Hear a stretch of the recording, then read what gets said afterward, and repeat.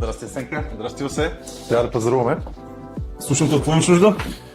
Имаме нов обект, трябват ни интериорни врати и сгъваема душ кабина, тъй като имаме отново двустаен ново строителство, което е изключително притеснено в банята и за да имаме нормална душ кабина, трябва да е хармоника. Да, хармоника, геобразно предполагам. Геобразна, просто нямаме друг шанс, това ни е начинът, по който да направим нещата. Значи може да направим двулицева врата с абсолютно същия модел, който правим и другите врати. От към коридора ще изглежда като линея 212, от към банята алуминиева или с термопанел, или с огледало, зависи кое ще пасне по-добре. Ако е много малка банята. Предпочитам да има огледало, за да може да отворим визуално пространство да изглежда по-добре, а от към коридора ще имаме същите первази, реално като на интериорните врати. Да, абсолютно същата ще изглежда, така че може направо да се ориентираме към тези врати. Вече ще обсъдим за детайли, като дали ще бъдат с черен обков, черни панти, може и бравите дори черни да ги направим, зависи вече какво се изисква от стила на вратата. Най-вероятно ще бъдат черни.